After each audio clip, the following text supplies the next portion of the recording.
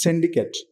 কক্সবাজার শহরের পর্যটন ব্যবসাকে কেন্দ্র করে গড়ে উঠেছে একের পর এক ভয়ঙ্কর সিন্ডিকেট। অভিযোগ রয়েছে এসব সিন্ডিকেটের কাছে জিম্মি শুধু সাধারণ পর্যটক নয়, অনেক ক্ষেত্রে জিম্মি প্রশাসনও। লাবণী, সুগন্ধা ও কলাতলী পয়েন্টে পর্যটন কেন্দ্রিক বিভিন্ন অবৈধ ব্যবসাকে ঘিরে সক্রিয় রয়েছে এসব সিন্ডিকেট।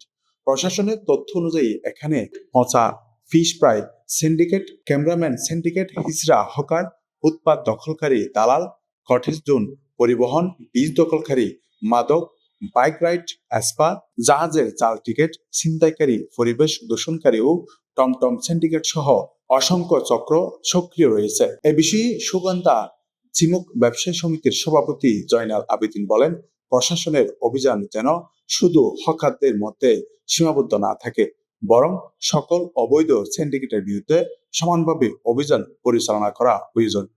তিনি অভিযোগ করেন, সুগন্ধা পয়েন্টে সিন্ডিকেটের পেছনে কারা রয়েছে তা প্রশাসন জানলেও তাদের নাম প্রকাশে ব্যর্থ হচ্ছে। বিচে চাঁদাবাজি কারা করে উপস্থিত সব সাংবাদিক ভাইদের অধিকাংশ নাম তালিকা সহ আপনাদের কাছে যথাযথ প্রমাণ সহ আছে।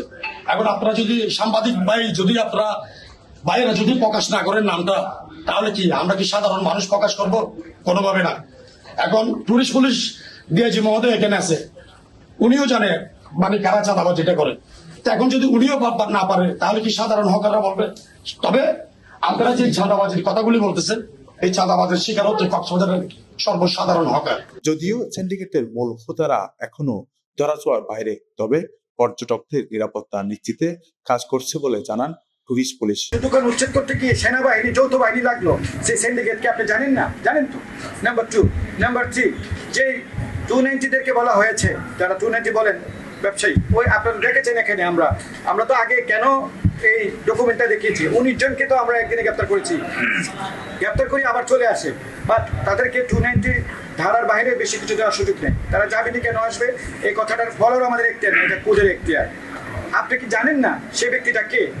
যে ব্যক্তিটার ভিতরে 2টা অস্ত্র মামলা থাকার পরেও সে পরের দিন সে কে তাকে এত টাকা এত পয়সা খরচ করে জামিনে নিয়ে আসলো, সে সিন্ডিকেটের নাম তো আপনার জানা উচিত।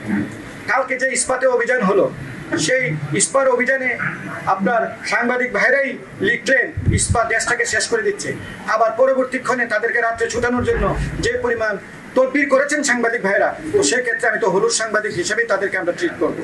এবং আমাদের কাছে আপনি সাংবাদিক ভাইরাই দেখেছেন, আজকে নিউজ এসেছে যে ওনাদেরকে জামিনে সাংবাদিক ভাইরাই নিয়ে এসেছে। তবে অভিযোগ রয়েছে বিভিন্ন সভা সেমিনারে সিন্ডিকেট দমনের কথা বললেও গোপনে সংশ্লিষ্ট একটি অংশ এইসব কর্মকাণ্ডের সাথে জড়িত। উচ্ছেদ অভিযানে কিছু দৃশ্যমান পরিবর্তন এলেও নেপথ্যের মূল সিন্ডিকেট এখনো অধরা। প্রশ্ন থেকে যায়, পর্যটন নগরী কক্সবাজার কি আদৌ মুক্ত হবে এই সিন্ডিকেটের বেড়াজাল থেকে?